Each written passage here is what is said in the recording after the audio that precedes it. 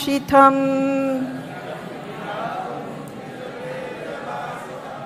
Vyaptim cha bhuteshva kileshu chatmana Adrisyatyat bhuta rupam udvahan Stambe sabhayam na mrigam na manusham Satyam vidhatum nijabritya bhashitam Vyaptim cha bhuteshva kileshu chatmana Adrishyatatyad bhuta rupam udvahan Stambe sabhayam na mrigam na manusham Satyam vidhatum nijabritya bhashitam Vyaptim cha bhuteshva kileshu chatmana Adrishyatatyat bhuta rupam udvahan Stambe sabhayam na mrigam na manusham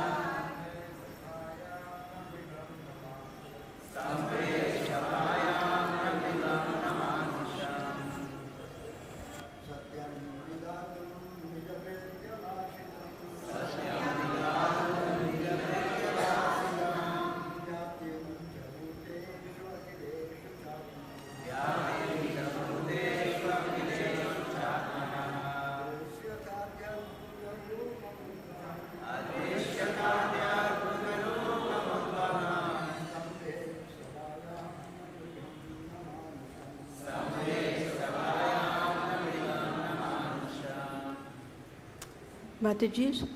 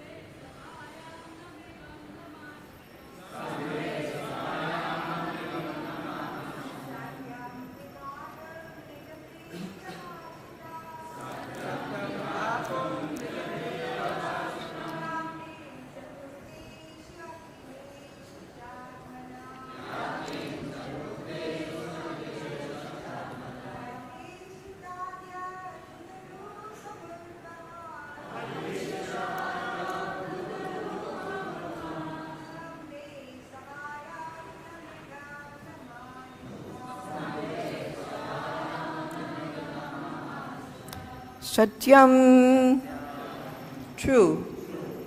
Vidhatum, to prove. Nijabritya bhashitam, the words of his own servant Prahlada Maharaj, who had said that his Lord is present everywhere. Vyaptim, the pervasion. Cha, and. Bhuteshu, among the living entities and elements. Akhileshu, all. Cha, also. Atmanaha, of himself. Adrishyata, was seen. Ati, very. Adbhuta, wonderful. Rupam, form. Udvahan, taking. Stambe, in the pillar. Sabhayam, within the assembly. Na, not. Mrigam, an animal. Na, nor. Manusham, a human being. Translation. To prove that the statement of his servant Prahlada Maharaj was substantial, in other words, to prove that the Supreme Lord is present everywhere, even within the pillar of an assembly hall, the Supreme Personality of Godhead, Hari, exhibited a wonderful form never before seen. The form was neither that of a man nor that of a lion.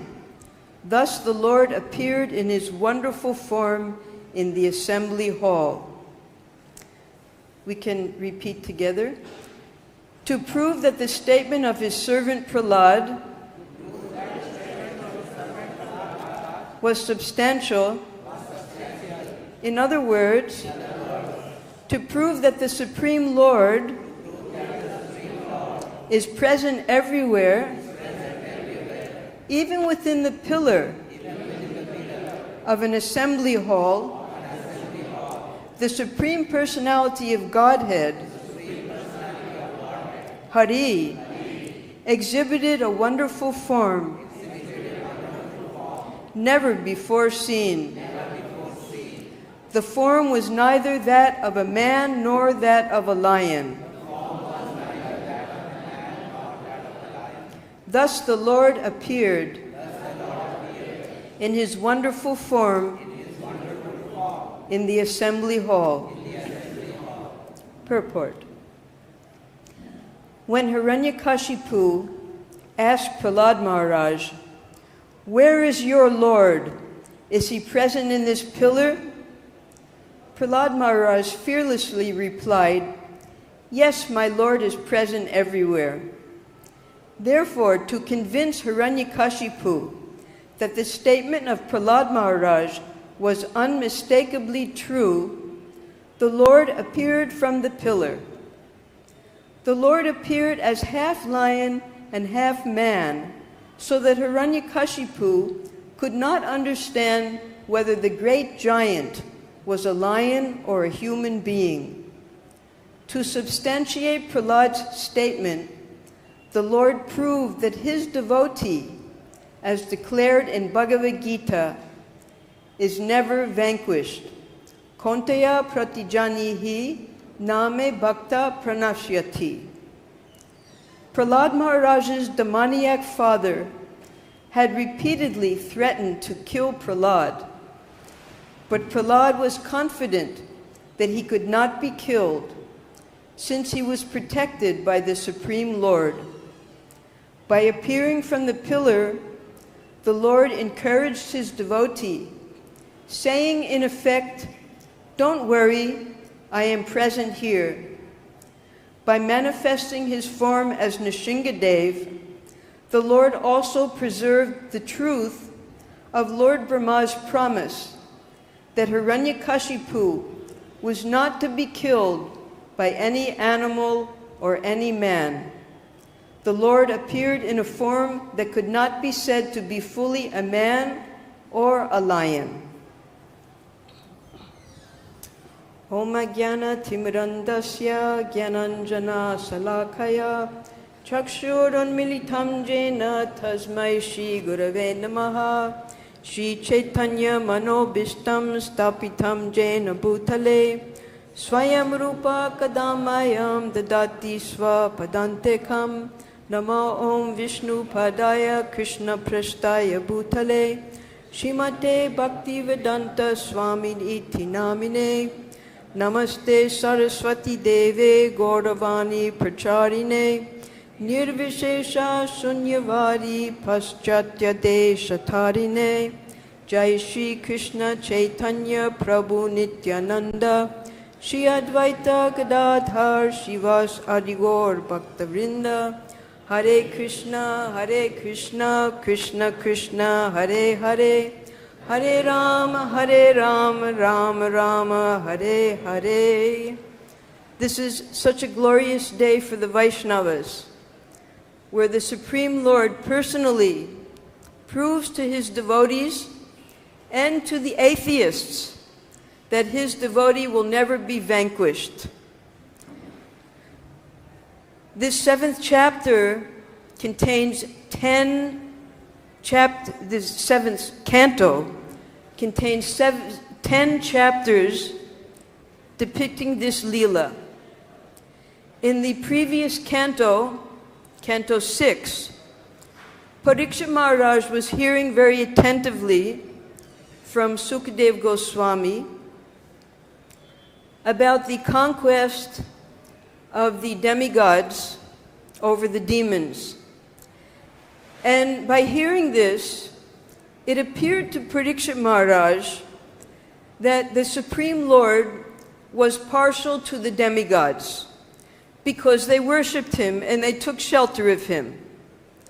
So at the beginning of this canto, which is the beginning of this Leela, Parikshit Maharaj inquires from Sukadeva Goswami that we have always heard that the Supreme Lord is impartial because everyone, he declares in Bhagavad Gita that he's the seed-giving father of all living entities, that he's the friend of all living entities.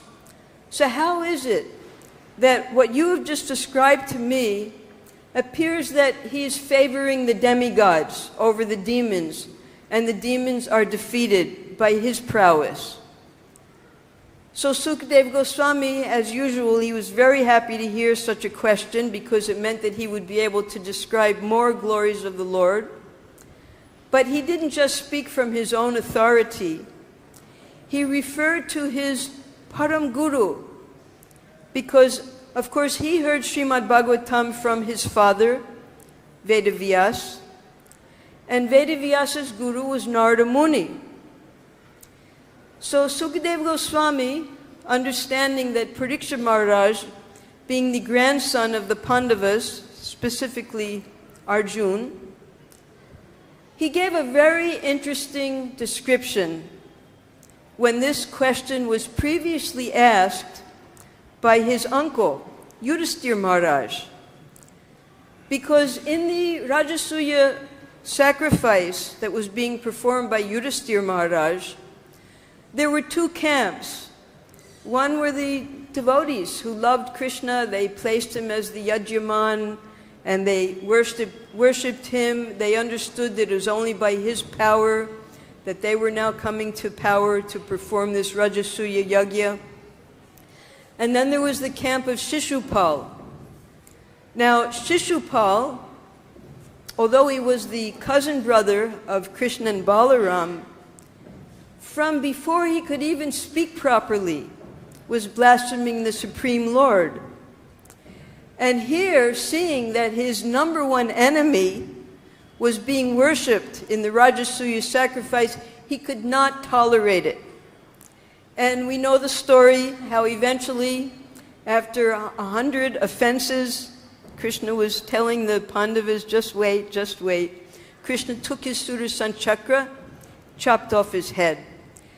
And in front of the entire assembly, they saw from his head the spirit soul coming out of his body and merging into the body of Sri Krishna. And Yudhisthira saw this. And he was amazed that this demon This demon, he gets Sayujya Mukti, that the Mayavadi, the Gyanis, the Yogis, they have to struggle with tapasya for so many lifetimes, so many years. They get Sayujya Mukti, and here's this demon. He's entering into the body of the Lord. So Yudhisthira Maharaj inquired from Narada Muni, how is this? We just saw it with our own eyes. How is it possible? So then Narada Muni, he began the description of this Leela, because there's so many different dimensions of history in this Leela. First of all, Shishupal and Dantavakra, they were the third of the incarnations, you can say, of Jai and Vijay. So Narada Muni had to explain this to Yudhisthira Maharaj because it wasn't evident in the assembly hall. So he explained, first of all, how Jai and Vijay had been cursed by the four Kumaras, who, while wandering throughout the universe as young boys, they came to the gates of Vaikuntha. They wanted to have darshan of Sri Narayan.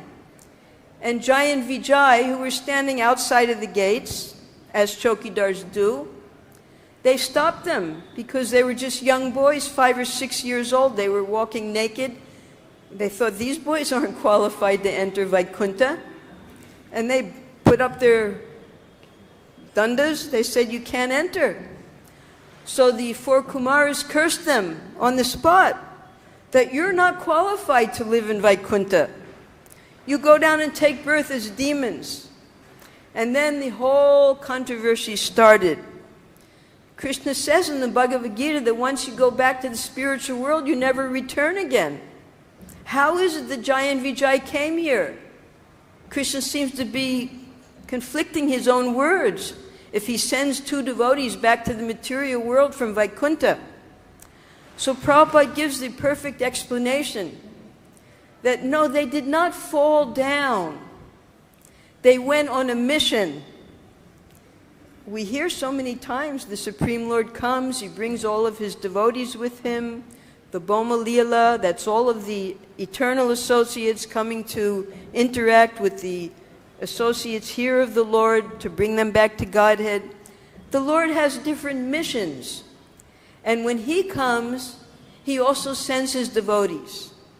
So what was this particular mission whereby Narayan wanted to send his dear devotees, Jai and Vijay, down to the material world to take birth as demons, no less? 3 births. He wanted to fight. And he couldn't fight with anyone but his own devotees. So he, in order to enjoy this virya ras, he sent his devotees to fight with him. And Narada Muni begins to explain to Yudhisthira that the first births they took, because from the beginning of the creation, Brahma's creation, there have always been demons and devotees.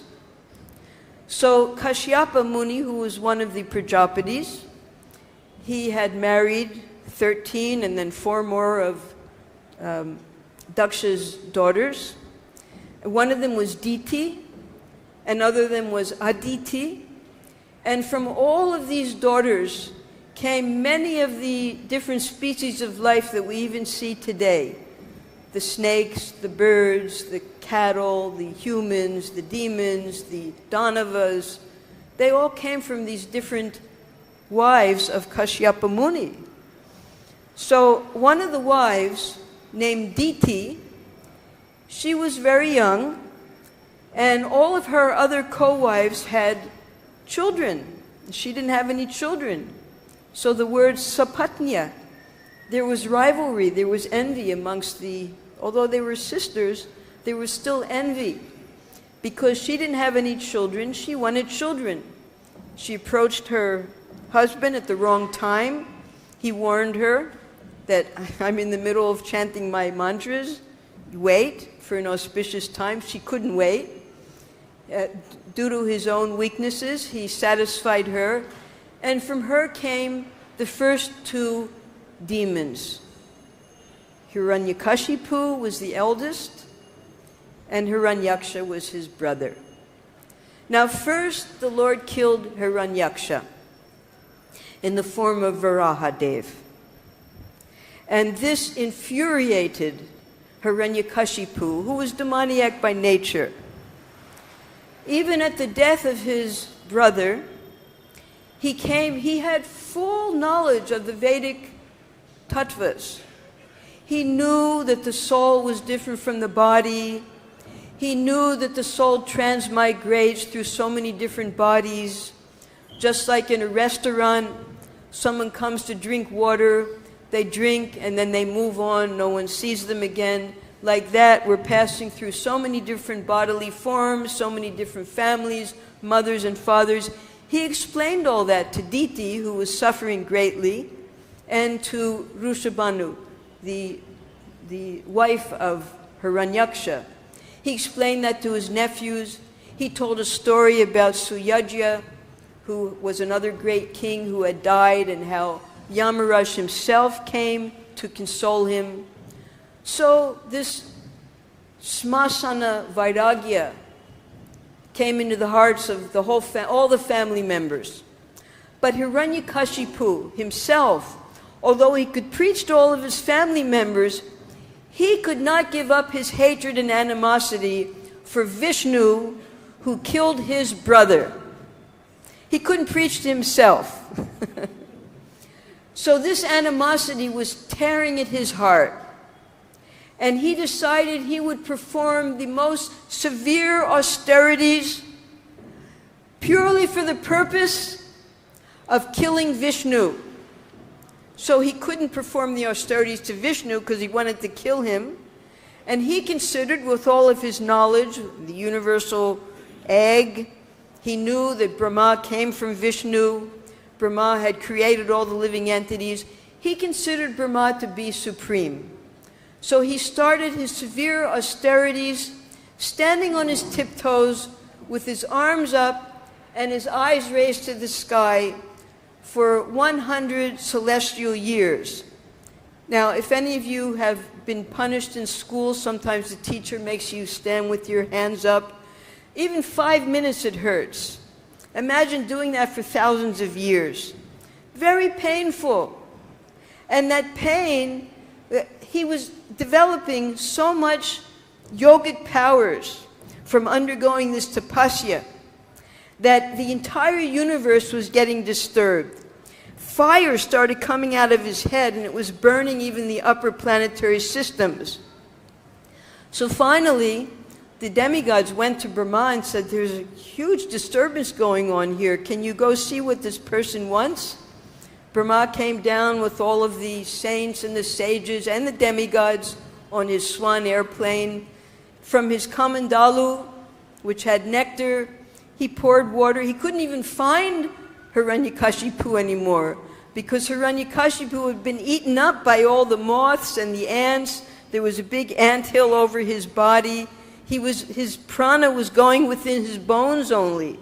Didn't have a body anymore. So when the Amrita hit his body, he got a golden form again, very powerful. And Brahmaji very politely asked him, how can I help you? What do you want?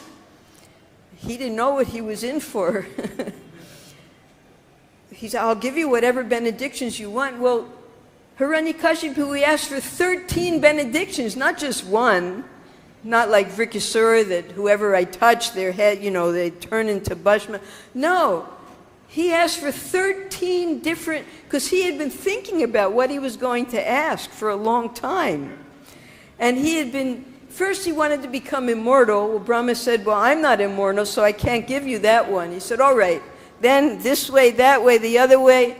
By no living entities that are created by you, by nobody who's either living or dead, by no living entities that were not created by you, by no weapons, not in the land, not in the sky, not within, not without.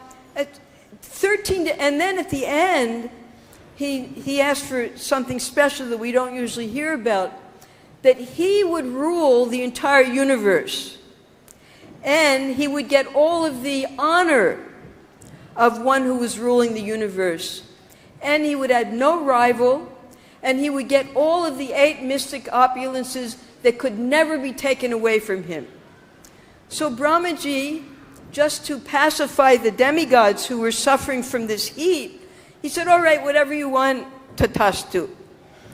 Well, he didn't realize that what he had done was, now Hiranyakashipu had become so powerful that he kicked all the demigods out of their places, and he took the place of Vayu, he started making sure the airs all move, he took the place of Agni, he took the place of Indra, he was living in Indra's palace, and he brought all of his demons. They took over the entire heavenly planets.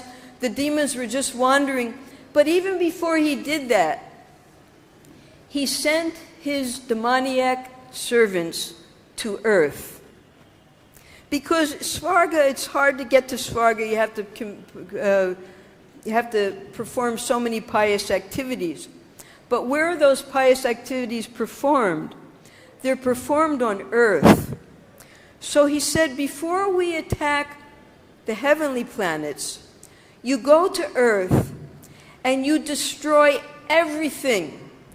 Kill the cows, kill the Brahmins, stop all the yajnas, stop all the dharma, burn all the houses, burn all the cities, because without the yajnas being performed, the demigods will die automatically. It'll be less of a struggle for us, because the humans won't be able to offer their offerings to the demigods. So he had a very strategic plan how to take over the entire universe from top to bottom. And it worked, because he had the power of Brahma supporting him. So then, when he went there, while he was performing his austerities, the demigods, understanding that it was Hiranyakashipu causing all this trouble, they came and attacked his palace and his kingdom. The demons fled. The demons, because this is the way demons are, they're so self-interested, they fled, they left their wives, they left their children, they left everything, and just to save their own selves, they fled. So the wives of the demons were all there unprotected. So the demigods were able to just come in, and they specifically wanted to capture the wife of Hiranyakashipu. She was with child. And they were dragging her away, and she was screaming for help. But all the demigods had fled. No one was there to help her. Then Narada Muni, seeing the situation, he comes down by his own free will. He said, you can't touch this woman. She's completely sinless.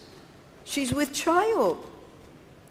He said, but within her womb is the son of the greatest demon. We're just waiting for the baby to be born. We're going to kill the baby. He said, no, you can't kill that baby. That baby is a Mahabhagavat. He's a pure devotee. So when the demigods heard this from Narada Muni, they circumambulated her. And Narada Muni then, although he was a Naistic brahmachari, although he wandered all over the universe, he had an ashram. Who knows where that ashram is? Right there in Govardhan, right. Narada Rishi's ashram is there. So he knew that Hiranyakashipu was going to be performing his tapasya for a long time. He stopped his traveling. He brought this young woman with baby to his ashram. And she didn't want to, they can do this, she didn't want to give birth to the baby until her husband came back. He kept her there for all those hundreds of years. And she served him very humbly, waiting for her husband to return. And although we all know you can't be with your mother, you can't be with your sister, you can't be with your own daughter, Narada Muni sat with the wife of Hiranyakashipu and instructed her every day on devotional service. And she heard it. And not only she heard it, but the baby within the womb heard it. That was Prahlada. Now, she being, Prabhupada we all know women are less intelligent. She, being a woman, she heard everything, she accepted everything, but as soon as her husband returned, her first interest was to serve her husband and to take care of her family responsibilities. So all the instructions that she received from Narada Muni became secondary. But Prahlad, he had the great fortune of receiving all of those instructions of devotional service directly from one of the Mahajans, Narada Muni. So when he was born, from the time he was a child, he took no interest in material activities.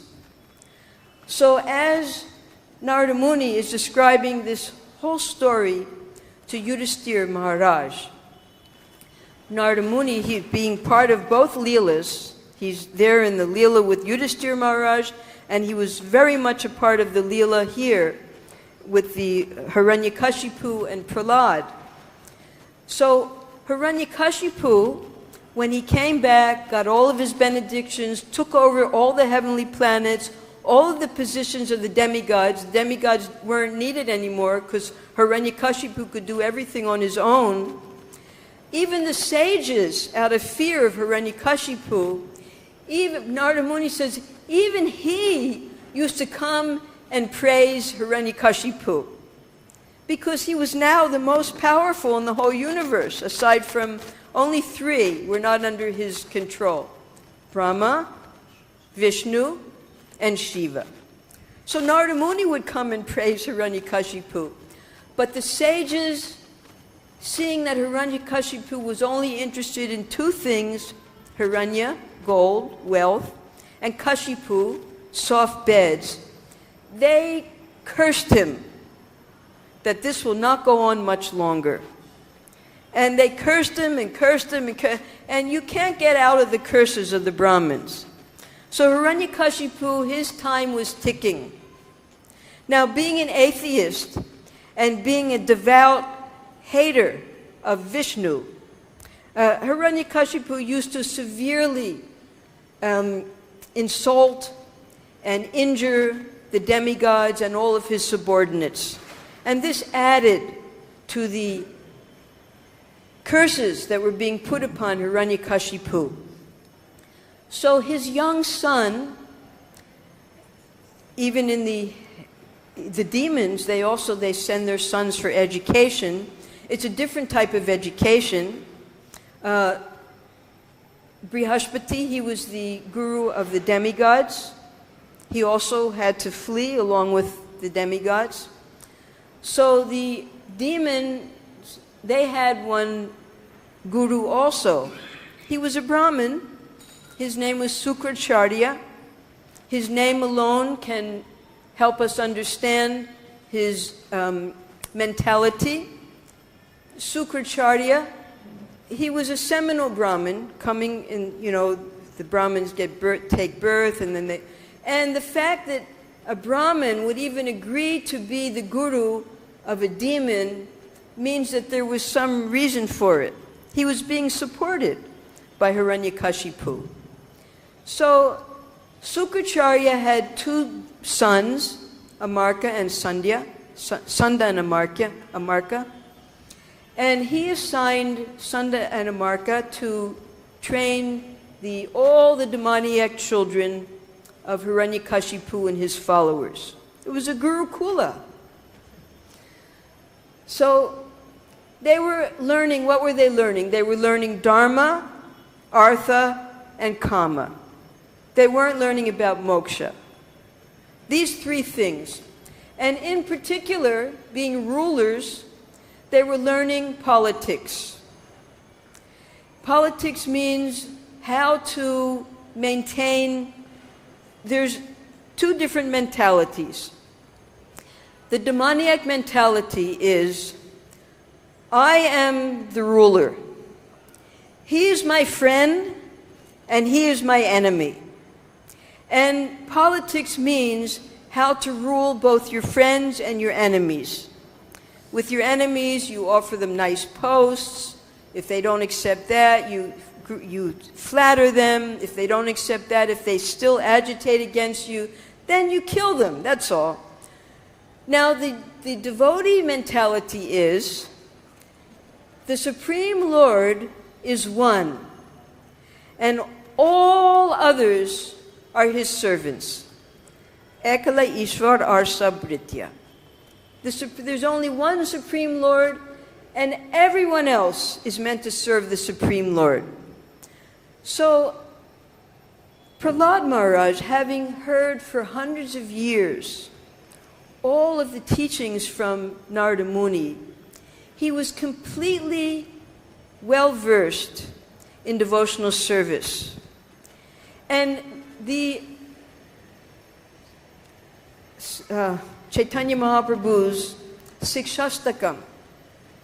You see, Prahlada Maharaj, he was in the rasa of Vatsalya. Vatsalya meaning he saw the Lord as his protector, and he loved the Lord, but all of the symptoms that Chaitanya Mahaprabhu describes in the Sikshastakam appeared on the body of Prahlada Maharaj. Now the Sahajiyas, they will say, why are you giving so much importance to the incarnation of Narasingha? You want to go to Vaikuntha? That's where Narasingha is worshipped. Yet you want to go to Vaikuntha, that's why you're so interested in Narasingha?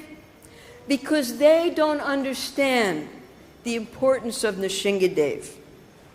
Prahlada Maharaj, he was crying in ecstasy whenever he thought of the Lord. His hairs were standing on end. He gave up everything for the Supreme Lord. He's feeling such separation from the Supreme Lord. All of the symptoms of pure devotion. When Narada Muni, when Sanatana Goswami wrote the Brihad Bhagavatamrita, Narada Muni was searching after the greatest devotee. He went first to the Brahmin sent him to the Kshatriya ruler sent him to Indra sent him to Brahma sent him then to the inhabitants, to Shiva. Now, when Narada Muni went to Lord Shiva said, well, we're all within the material world. We all are contaminated some way or the other. The greatest devotees live in Vaikuntha. And Parvati, who was sitting right next to you, she said, yes, and of all the devotees in Vaikuntha, Lakshmi ji is the best. She has her own sampradaya even. And Lord Shiva said, no, Lakshmi ji is not the best devotee. Prahlada Maharaj is the best devotee. You go see Prahlada Maharaj. Now Prahlada Maharaj, he lives in two places. Just like the Supreme Lord, he can be in Vaikuntha, he can be in Goloka Vrindavan, at the same time he can be in every atom, he can be in our heart. So the devotee also has that ability. Prahlada Maharaj lives in Vaikuntha where he worships Narasingha. And Prahlada Maharaj also lives in this material world in Sutala. So Narada Muni went to visit him in Sutala. And he said, well, I've been told by Lord Shiva that you're the best devotee. Prahlada Maharaj, I'm not even a devotee. I don't even do any devotional service. You have to go to Hanuman. Look at all the service that the Lord allowed him to do. The Lord hasn't given me any service. I'm so unfortunate. This is the mood of the devotees. Prahlada Maharaj, who had all the symptoms of a pure devotee, he considered himself to not even be a devotee. That's the humility. And again, when Hiranyakashipu was finally killed, and Narasingha asked him, what benedictions do you want? He didn't want any benediction. He said, you please liberate my father. He was so sinful. He committed so many offenses. Nothing for himself. And Narasingha said to him, he said, why just your father? 14 generations. And this is all for us to aspire for. Because we worry about, we know our parents are crying. Everyone's parents cry when their children become devotees. I've lost my... So Prahlada, he had a natural affection for his father, who tried in thousands of different ways to kill him, starving him, poisoning him, putting him boiling. He was worried about his father. And Narasingha says, of 14 generations, anyone who becomes my devotee, their fathers are liberated for 14 generations. Don't worry about your one father. So, as Narada Muni is describing all this to Yudhisthira, he goes on to explain, and Prabhupada, he describes this also. He said that Prahlada Maharaj was such a great devotee that we have to follow in his footsteps. We can't imitate him. For instance, Anusharan and Anukaran. We can't think that we're also great devotees and we should put ourselves in boiling oil and expect the Lord to protect us. No, we have to study, and that's why there's so many chapters here, because 3 different occasions Prahlada Maharaj was able to share the knowledge that he received from Narada Muni. First occasion was when he was just a little boy, probably first standard, 5 years old. His father, he sat him on his lap.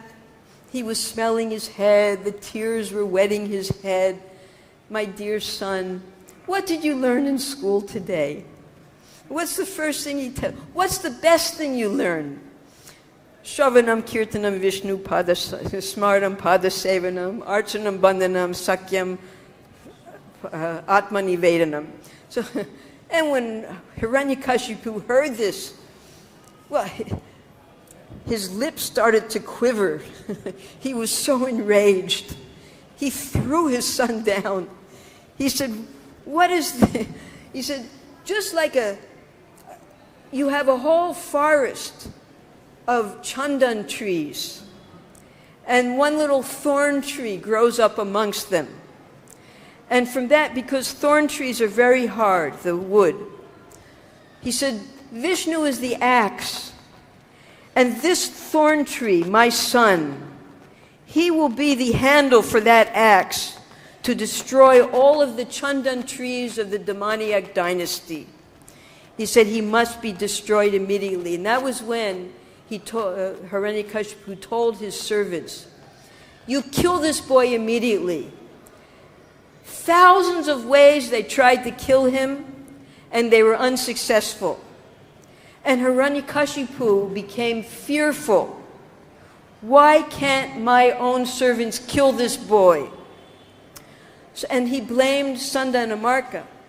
That, what have you taught this boy? No, it wasn't from us. Then where did he learn it? So Sanda and Amarka, they recommended that don't blame us. This is coming from his own nature.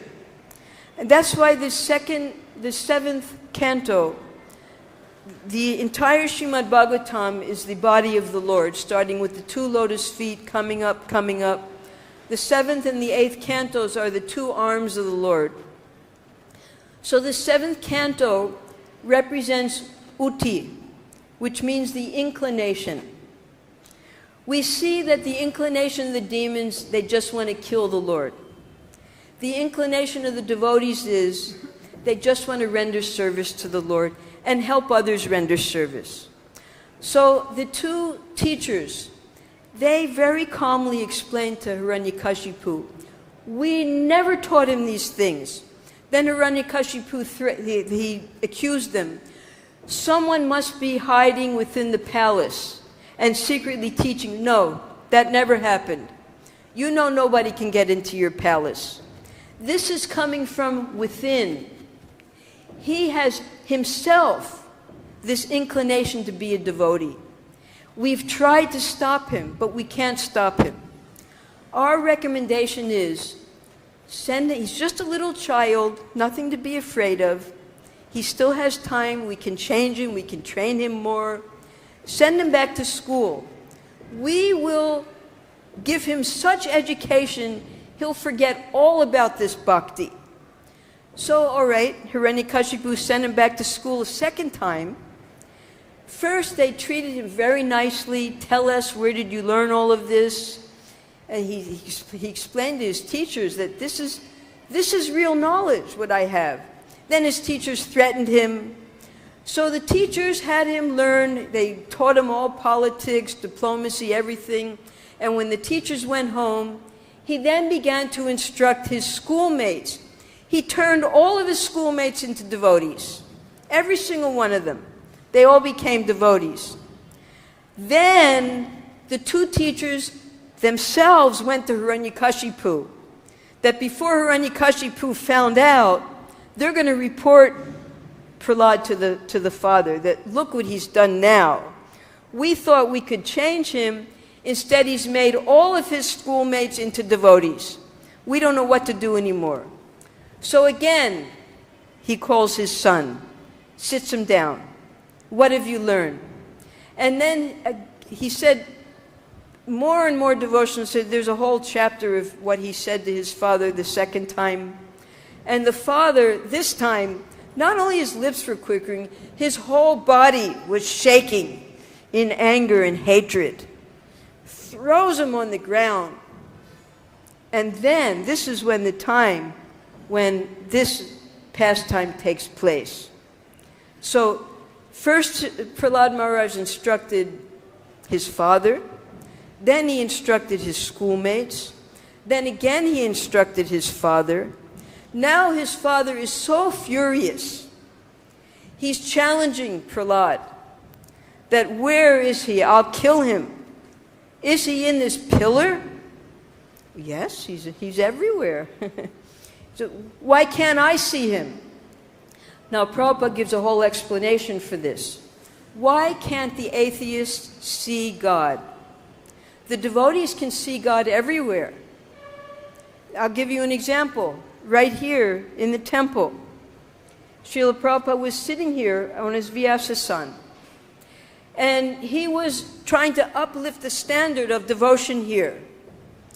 We didn't have flowers. Now we have flowers all over the temple. It was summertime, very hot. They were bringing us bad flowers. Whatever we had, we were offering to the deities, one single garland. And Prabhupada was very upset about the standard of deity worship. So he warned us. There's Vigraha and there's Galagraha. If you feel that this deity worship is just a burden, that, oh, this old man, he's given us so many things to do, we have to get up early in the morning, we have to feed the deities 6 times a day, that as a burden, that's Galagraha. You will never see the Lord as anything other than stone. The Vigraha is non-different from the Supreme Lord. And then he gave a very vivid example. You're all sitting here right now. Where you're sitting, you can remember this example. He said that Krishna and Balaram, one is white marble, one is black marble. You see our floor, white marble and black marble. When you clean the floor and when you bathe the deity, it is non-different because the devotee sees Krishna everywhere. That means when you're washing the floor or you're a pujari bathing the deities, for Krishna it's all the same because he is present everywhere. This white marble and black marble of our floor is just as sacred as the deities that we're worshiping. And this is how, because Premanjana Churita Bhakti Valochanena Santat Sadaiva Hridayeshu Vilokayanti Yam Shama Sundaram Achinta Gunasvarupam Govindam Adi Purusham Tamaham Bhajami. Prabhupada is teaching us to see Shama Sundar everywhere. in all the services that we perform to him, here in this temple especially, but this is going on in the heavenly planets. Prahlada Maharaj, Hiranyakashipu had taken over the heavenly planets. They were living in the heavenly planets. Sometimes the devotees would come to Prabhupada and say, there's a place in Andhra Pradesh called Ahobalam, and there's a place in Pakistan, I think it's called Multan. Now they say that the pastimes of Narasingha Dev took place there. They say there's the pillar and there's the blood, everything. Is that true, Prabhupada? And Prabhupada would never give an answer. Because according to the Srimad Bhagavatam, I brought this up with Rameshwar, because we have all the beautiful paintings here in the 7th canto. And Rameshwar was in charge of the art department at that time, in charge of the whole BBT. He said, according to all of our studies of this canto, 7th canto, this pastime took place in the heavenly planets. And therefore, Prabhupada never confirmed that this pastime took place on the earthly planet. So, we are here in Vrindavan. It's very easy for us to see Krishna everywhere because the place is immersed in Krishna's pastimes. But Prahlada, who was completely under the care of demons, born in a demoniac family, being trained by demoniac Brahmins who were training demoniac education, his father, mother, brothers, friends, everyone, they were all asuras. He was able to see the Supreme Lord everywhere, even in the pillar of an assembly house. So when Hiranyakashipu threatened that, is he in this pillar? Oh yes, he's everywhere, my Lord. You can't see him. I can see him. Where did you get this knowledge? This knowledge doesn't come from one's own study. This knowledge doesn't come from hearing from others. This knowledge doesn't come from conferences. This knowledge comes when one is able to give up their griha vrata. Griha vrata, yes, griha vrata and griha medi, they mean the same thing. There's grihastha and griha vrata. So Prahlada Maharaj, he explained to his father at that time that so long as you are only interested in maintaining your family and enjoying wealth and women, you will never understand this transcendental knowledge, that the aim of life is to worship Vishnu. Now, when you give a foolish person good instruction, they simply become angrier. Prahlada Maharaj was recommending to the Asura Varya, that the greatest of the demons, that give up this family life. Go to the forest. Meditate on your relationship with the Supreme Lord. You can imagine saying this to Hiranyakashipu. Hiranyakashipu just became angrier and angrier, to the point that he was threatening that now is the time. I won't have my servants kill you. I will personally kill you. Took out his sword. Challenged the Supreme Lord at that time. Oh, this is your devotee? I'm going to kill this devotee. If he's really your devotee and all the things he says is true, where are you to protect him? Is he in this pillar? So with his sword in his hand to chop off Prahlada Maharaj's head, he took his fist and he pounded that pillar with his fist. And then this tumultuous, thunderous sound came that filled the entire universe that no one had ever heard before.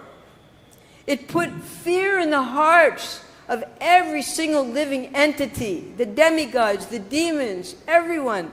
And Prahlada was just smiling. It put fear in Hiranyakashipu's heart, because he had never heard such a sound before. And then the pillar burst open. And from that pillar came, where's the sloka? Namrigam Namanusham. No one had ever seen a form like this before. It wasn't a man, it wasn't an animal. What was it? So, being a demon, immediately, anyone else, they would, seeing such a powerful, gigantic form, they would humbly offer their respects. No, he challenged him. He immediately wanted to fight with him, that yes, okay, here's my death. Well, I have so many benedictions, I'm not going to die. I'm not afraid of you. He challenged the Supreme Lord, and there was a fight. And just like when Garuda, he plays with snakes sometimes, he lets them crawl away, and then he catches them again, and then he eats them. So they were having a fight, and this is exactly what the Lord came for. This was his drama. So there was a big drama, just like we had a drama last night. So the first drama that we had here in India, 1972, was in Bombay. Prabhupada was there, Narasingha Chaturdasi. And the devotees put on this fabulous drama. Who played Prahlada?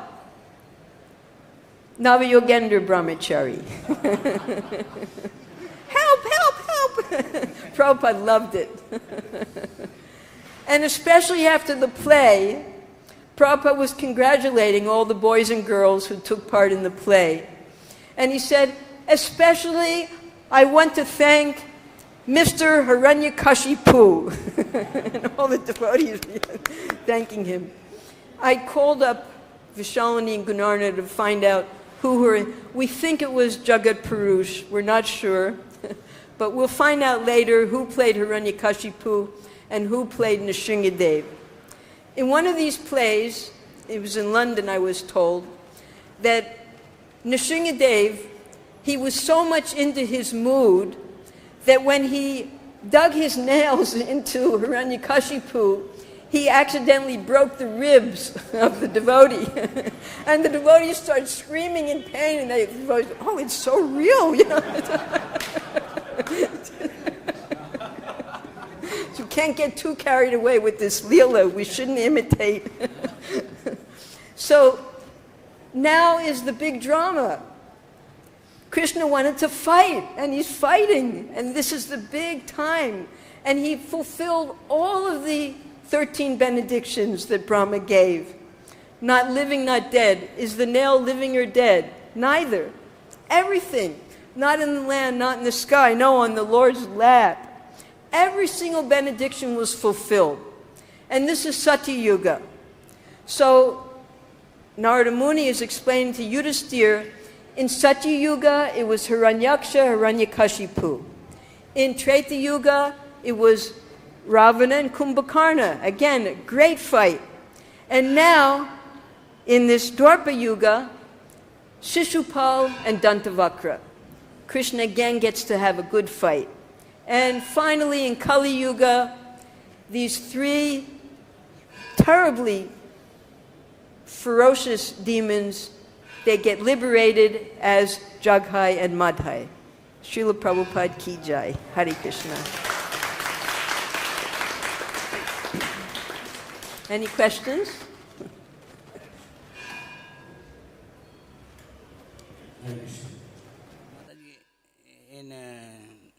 In Dwapara Yuga, Lord did not fight with Shishupal. He just cut off his head.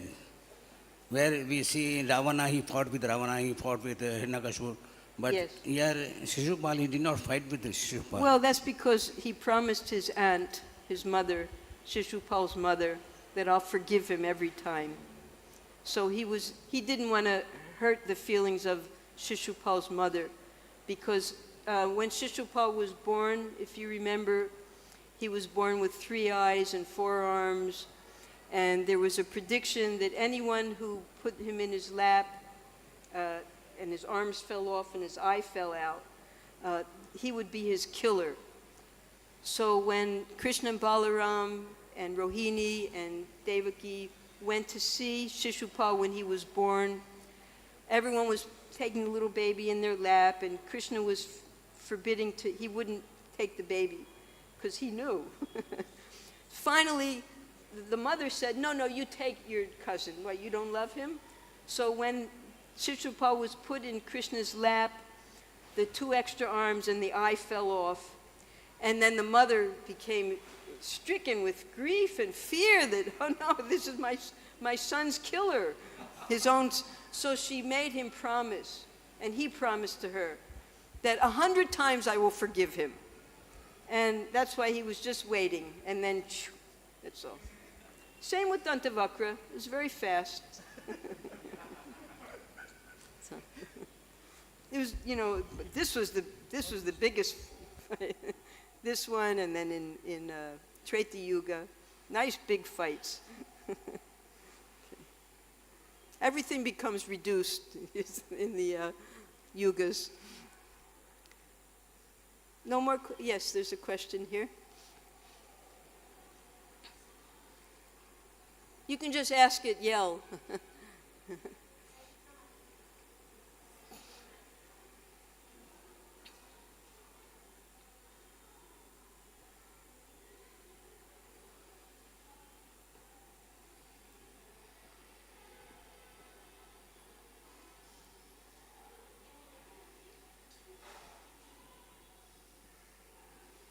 Just speak loudly.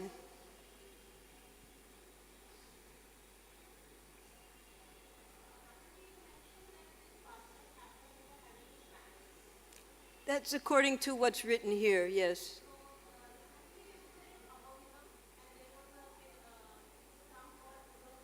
What? Yes, so Prabhupada, he didn't give any confirmation. He was asked several times. He did not confirm that those were the places. Okay? Huh? Means actually we visited once upon that place, and yes. The devotee was very scholarly.